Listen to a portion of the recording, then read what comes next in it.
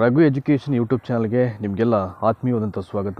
ಇವತ್ತಿನ ವಿಡಿಯೋ ಶೀರ್ಷಿಕೆಯನ್ನು ನೋಡಿಬಿಟ್ರೆ ಅಲ್ಲಿ 2024ರಲ್ಲಿ ನೋಟಿಫಿಕೇಷನ್ ಆಗ್ತಕ್ಕಂಥ ಒಂದು ಕರ್ನಾಟಕ ರಾಜ್ಯ ಶಿಕ್ಷಕರ ಅರ್ಹತಾ ಪರೀಕ್ಷೆಯನ್ನು ಪ್ರತಿಯೊಬ್ಬರು ತೆರಗಡೆ ಆಗಲೇಬೇಕು ಅಂತಕ್ಕಂಥ ನಾನು ಒಂದು ಶೀರ್ಷಿಕೆಯನ್ನು ಇವತ್ತು ಅಲ್ಲಿ ಅಪ್ಡೇಟ್ ಮಾಡಿದ್ದೀನಿ.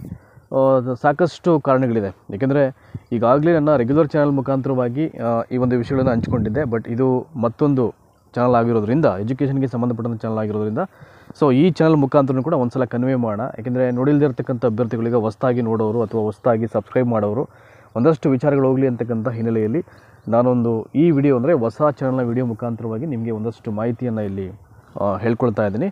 ಆ್ಯಂಡ್ ನಿಮಗೆಲ್ಲ ಗೊತ್ತಿರೋ ಹಾಗೆ ಏನಾಗ್ತಾ ಇದೆ, so TET examination every time ಕೂಡ ಕಂಡಕ್ಟ್ ಆದಾಗಲೂ ಅದು ತುಂಬ ಅಡ್ವಾನ್ಸ್ ಆಗ್ತಾ ಇದೆ. ಆಮೇಲೆ ನಿಮಗೆಲ್ಲ ಗೊತ್ತಿರೋ ಹಾಗೆ ಎವ್ರಿ ಟೈಮು TET ಆಸ್ಪಿರೆಂಟ್ಸ್ ಅಂತೂ ತುಂಬ ಜಾಸ್ತಿ ಆಗ್ತಾ ಇದ್ದಾರೆ. ಎಲ್ಲದಕ್ಕಿಂತ ಮುಖ್ಯವಾಗಿ ಈಗ ಆಲ್ರೆಡಿ TET ಎಕ್ಸಾಮನ್ನು ಪಾಸ್ ಮಾಡ್ಕೊಂಡಿರ್ತಕ್ಕಂಥ ಅಭ್ಯರ್ಥಿಗಳು ಮತ್ತೊಂದು ಸಲ ತಮ್ಮ ಸ್ಕೋರನ್ನು ಜಾಸ್ತಿ ಮಾಡ್ಕೊಳ್ತಕ್ಕಂಥ ಉದ್ದೇಶ ಇಟ್ಕೊಂಡು ಅವ್ರು ಎಕ್ಸಾಮ್ ಬರೀತಾ ಇದ್ದಾರೆ, ಬರೀತಾರೆ ಕೂಡ. ಯಾಕೆಂದರೆ ಚೇಂಜಸ್ ಸಾಕಷ್ಟಾಗಿದೆ. ಅವ್ರದ್ದೆಲ್ಲ ಏನಪ್ಪ ಅಂದರೆ ಈಗ 95 ತೊಗೊಂಡಿರ್ತಕ್ಕಂಥ ಅಭ್ಯರ್ಥಿಗಳು ಹೇಗಾದರೂ ಮಾಡಿ 110 ಅಥವಾ 120 ರೀಚ್ ಮಾಡಬೇಕು ಅಂತಕ್ಕಂಥದ್ದು ಅವ್ರ ಗುರಿ. ಅಥವಾ 110, 120 ತೊಗೊಂಡಿರ್ತಕ್ಕಂಥ ಅಭ್ಯರ್ಥಿಗಳು ಹೇಗಾದರೂ ಮಾಡಿ ಅಪ್ ಟು ನಿಯರ್ಲಿ 140 ತನಕ ಸ್ಕೋರ್ ಮಾಡಲೇಬೇಕು ಅಂತಕ್ಕಂಥ ಆಂಬಿಷನ್ನು ಅವ್ರು ಇಟ್ಕೋತಾರೆ. ಹಾಗಾಗಿ ಸೊ ಟಾರ್ಗೆಟ್ಸು ಮತ್ತು ಅವರ ಗೋಲ್ಸು ಹೀಗೆಲ್ಲ ಇರಬೇಕಾದ್ರೆ ಕಾಂಪಿಟೇಟಿವ್ ಒಂದು ಮೈಂಡ್ಸೆಟ್ಟಲ್ಲಿ ಸೊ ನೀವುಗಳು ಫ್ರೆಷರ್ಸು TET ಎಕ್ಸಾಮನ್ನು ಬರೀತಾ ಇರ್ತಕ್ಕಂಥವ್ರು ನಿಮ್ಮ ಮೊದಲನೇ ಅಟೆಂಪ್ಟಲ್ಲೇ ಜಾಸ್ತಿ ಸ್ಕೋರ್ ಮಾಡಲಿಕ್ಕೆ ನೀವು ಪ್ರಿಪ್ರೇಷನ್ನ ಸ್ಟಾರ್ಟ್ ಮಾಡಬೇಕಾಗುತ್ತೆ. ಸೊ ನಾನು ಈಗಾಗಲೇ ಕಳೆದ ವಿಡಿಯೋಗಳಲ್ಲಿ ಸಾಕಷ್ಟು ಬಾರಿ ಹೇಳಿದ್ದೀನಿ. So don't try to wait for the notification wait ಆದ ನಂತರದಲ್ಲಿ ನೀವು ರಿವಿಷನ್ಗೆ ಆ ಒಂದು ಟೈಮನ್ನು ಬಳಸ್ಕೊಳ್ಬೇಕು ಹೊರತು ಫ್ರೆಶ್ ಆಗಿ ಓದಲಿಕ್ಕೆ ಯಾವುದೇ ಕಾರಣಕ್ಕೂ ಯುಟಿಲೈಸ್ ಮಾಡ್ಕೋಬೇಡಿ. ತುಂಬ ಕಷ್ಟ ಆಗುತ್ತೆ. ಯಾಕೆಂದರೆ ನಿಮಗೆ 1 ತಿಂಗಳು 1.5 ತಿಂಗಳು ಟೈಮ್ ಕೊಡ್ತಾರೆ ಅಷ್ಟೇ. ನಿಮಗೆ ನೋಟಿಫಿಕೇಷನ್ ಆದಮೇಲೆ ಎಕ್ಸಾಮ್ ಡೇಟ್ ಅನೌನ್ಸ್ ಆಗೋ ತನಕನೂ 1 ತಿಂಗಳು 1.5 ತಿಂಗಳಲ್ಲಿ ನೀವು ಎಲ್ಲ ಸಬ್ಜೆಕ್ಟು ಸಿಲೆಬಸ್ಸನ್ನು ಕವರ್ ಮಾಡಿ ರಿವಿಷನ್ ಮಾಡಿಕೊಂಡು ಕ್ವಶನ್ ಪೇಪರ್ ಬಿಡಿಸ್ಲಿಕ್ಕೆ ನಿಮಗೆ ಸಮಯ ನನ್ನ ಪ್ರಕಾರವಾಗಿ according to me or in my opinion ನಿಮಗೆ ಅಷ್ಟು ಸಮಯ ಸಾಕಾಗಲ್ಲ ಅಂತ ಅನ್ಕೋತೀನಿ. ಸೊ ಬಿಟ್ವೀನ್ ಒಂದು ಟೈಮ್ ಏನಿರುತ್ತೆ 1 ತಿಂಗಳು 1.5 ತಿಂಗಳು ಗ್ಯಾಪಲ್ಲಿ. ಹಾಗಾಗಿ ದಯಮಾಡಿ ಈಗಲೇ ಅವೆಲ್ಲವನ್ನು ಪ್ರಾಕ್ಟೀಸ್ ಮಾಡಿಕೊಂಡ್ರೆ ನಿಮಗೆ ತುಂಬ ಪ್ಲಸ್ ಪಾಯಿಂಟ್ ಆಗುತ್ತೆ, ನಿಮ್ಮ ಸ್ಕೋರ್ ಅಪ್ಪಾಗಲಿಕ್ಕೆ ಅಂತಕ್ಕಂಥದ್ದು ನನ್ನ ಒಂದು ಅಭಿಪ್ರಾಯ ಇಲ್ಲಿ. ಆಮೇಲೆ TETಯನ್ನು ಯಾಕೆ ಮಾಡ್ಕೊಳ್ಳೇಬೇಕು ಮೊದಲನೇ ಅಟೆಂಪ್ಟಲ್ಲಿ ಅಂತ ನಾನು ಹೇಳ್ತಾ ಇದ್ದೀನಿ ಅಂದರೆ, ನೋಡಿ ಈಗ ಐ ಥಿಂಕ್ ಜಸ್ಟ್ ಒಂದು ಫ್ಯೂ ಡೇಸ್ ಬ್ಯಾಕ್, ಕೆಲವು ದಿನಗಳ ಹಿಂದೆ ಸೆಂಟ್ರಲ್ ಗೌರ್ಮೆಂಟಿಂದ ಒಂದು ಡೈರೆಕ್ಷನ್ಸ್ ಪಾಸ್ ಆಗಿದೆ. ಈಗ ಅದು ಸ್ಟೇಟಲ್ಲೂ ಕೂಡ ಅವೆಲ್ಲವನ್ನು ಹಂತವಾಗಿ ಮಾಡ್ತೀವಿ ಅಂತ ಹೇಳಿದರೆ, ದಟ್ ವಾಸ್ 9ನೇ ತರಗತಿಯಿಂದ 12ನೇ ತರಗತಿ ತನಕ ಯಾರೆಲ್ಲ ಟೀಚರ್ಸ್ ಆಗಿ ಟೀಚಿಂಗನ್ನು ಮಾಡ್ತಾ ಇದ್ದಾರೆ ಅವರೆಲ್ಲರೂ ಕೂಡ TET ಎಕ್ಸಾಮನ್ನು ಕಂಪಲ್ಸರಿಯಾಗಿ ಮಾಡ್ಕೊಂಡೇ ಇರಲೇಬೇಕು ಅಂತಕ್ಕಂಥ ಈಗ ಮಾನದಂಡ ಅವರಿಗೆಲ್ಲ ಅಪ್ಲೈ ಆಗಿದೆ ಈಗ. ಸೊ ಅದನ್ನು ಸ್ಟೇಟಲ್ಲಿ ಕೂಡ ಹಂತವಾಗಿ ನಾವು ಮುಂದಿನ ದಿನಗಳಲ್ಲಿ ಮಾಡ್ತೀವಿ ಅಂತ ಹೇಳ್ತಾ ಇದ್ದಾರೆ. ಸೊ ಯಾವ ಟೈಮಲ್ಲಿ ಯಾವ ಕ್ಷಣದಲ್ಲಾದರೂ TET ಎಕ್ಸಾಮಿನೇಷನ್ನು ಯಾವುದಕ್ಕಾದರೂ ಟೀಚಿಂಗ್ಗೆ ಸಂಬಂಧಪಟ್ಟಾಗೆ ಕಂಪಲ್ಸರಿ ಆಗ್ಬೋದು.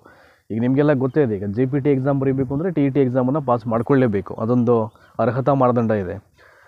ಇದನ್ನು ಹೊರತುಪಡಿಸಿ JPTಯನ್ನು ಫೇಸ್ ಮಾಡಲಿಕ್ಕೆ TET ಆಗಬೇಕು ಅಂತಕ್ಕಂಥ ಮಾನದಂಡ ಏನು ಮಾಡಿದ್ರೆ ಈಗ ಅದನ್ನು ಹೊರತುಪಡಿಸಿ ಮುಂದಿನ ದಿನಗಳಲ್ಲಿ ಬೇರೆ ಒಂದು ವಿಚಾರಕ್ಕೂ ಅಥವಾ ಬೇರೆ ಬೇರೆ ಯಾವುದಾದ್ರೂ ಸಂದರ್ಭಗಳಿಗೂ ಎಜುಕೇಷನ್ಗೆ ಸಂಬಂಧಪಟ್ಟಾಗೇ ಅಥವಾ ಯಾವುದಾದ್ರು ಟೀಚಿಂಗ್ ಕೋರ್ಸ್ಗೆ ಸಂಬಂಧಪಟ್ಟಾಗೇ ಕಂಪಲ್ಸರಿ ಮಾಡ್ತಕ್ಕಂಥ ಚಾನ್ಸಸ್ಸು ಎದುರಾಗ್ಬೋದು ಅಂತಕ್ಕಂಥ ನನ್ನ ಭಾವನೆ. ಯಾಕೆಂದರೆ ಎವ್ರಿ ಟೈಮ್ ಇದು ಅಡ್ವಾನ್ಸ್ ಆಗ್ತಾ ಈಗ ಟೀಚಿಂಗ್ ರಿಕ್ರೂಟ್ಮೆಂಟ್ ಅಭ್ಯರ್ಥಿಗಳೇ ಜಾಸ್ತಿ ಆಗಿಬಿಟ್ಟಿದ್ದಾರೆ ಈಗ. ಏಕೆಂದರೆ ಈಗ ಯಾವುದೇ ಯೂಟ್ಯೂಬಲ್ಲಿ ಒಂದಷ್ಟು ನಾವು ವಾಚ್ ಮಾಡಿದ್ರು ಕೂಡ, ಒಂದಷ್ಟು ಸೋಷಿಯಲ್ ಮೀಡಿಯಾದಲ್ಲಿ ಕೂಡ ಚೆಕ್ ಮಾಡಿರೋ ಪ್ರಕಾರವಾಗಿ ಈ ಟೀಚಿಂಗ್ ರಿಕ್ರೂಟ್ಮೆಂಟ್ಸ್ಗೆ ಸಂಬಂಧಪಟ್ಟಾಗೆ ಅಭ್ಯರ್ಥಿಗಳು ಅಂದರೆ ಅವರೆಲ್ಲರ ಒಲವು ಜಾಸ್ತಿ ಇರತಕ್ಕಂಥದ್ದು ಇದಕ್ಕೇ.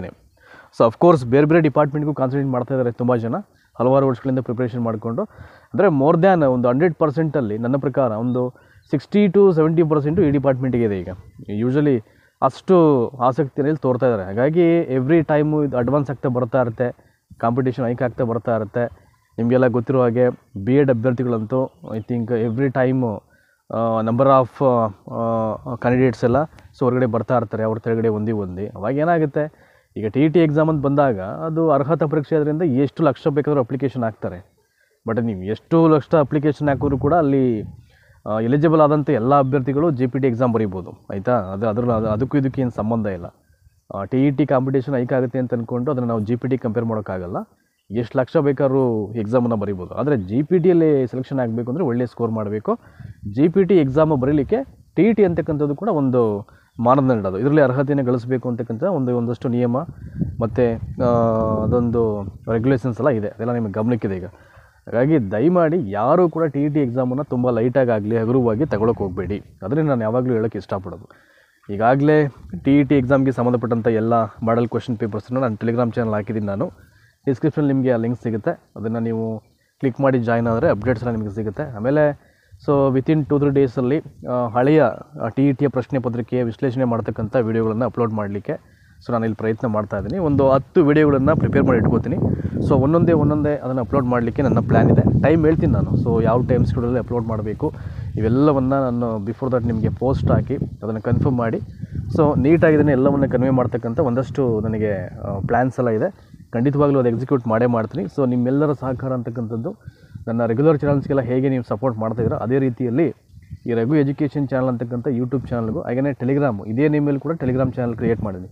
ಸೊ ಇವೆರಡಕ್ಕೂ ನೀವು ಸಹಕಾರ ಕೊಡಿ ಅಂತಕ್ಕಂಥದ್ದು ನನ್ನ ಇಲ್ಲೊಂದು ಅಪೇಕ್ಷೆ ಅಷ್ಟೇ. ಹಾಗಾಗಿ ಈ ವಿಡಿಯೋನ ಮುಗಿಸೋಕ್ಕಿಂತ ಮುಂಚೆ ನಿಮಗೆಲ್ಲ ಮತ್ತೊಂದು ಕಿವಿ ಮಾತು, ದಯಮಾಡಿ 2024ರಲ್ಲಿ ಸೊ ಅದನ್ನು ನಾನು ನೆನ್ನೆ ಹೇಳಿದ್ದೀನಿ, ಇದರ ಒಂದು TET ಎಕ್ಸಾಮಿನೇಷನ್ ನೋಟಿಫಿಕೇಷನ್ ಆಗುತ್ತೆ ಅನ್ನೋ ವಿಚಾರಕ್ಕೆ ಸಂಬಂಧಪಟ್ಟ ಹಾಗೆ ನಿಮಗೆ ಒಂದು ಸಣ್ಣ ಹಂಟು ಸಿಗಬೇಕು ಅಂದ್ರೂ ಕಡಿಮೆ ಅಂದರೂ ಒಂದು 2-3 ಮಂತ್ಸ್ ಕ್ಲಾಸ್ ಆಗಬೇಕೀಗ.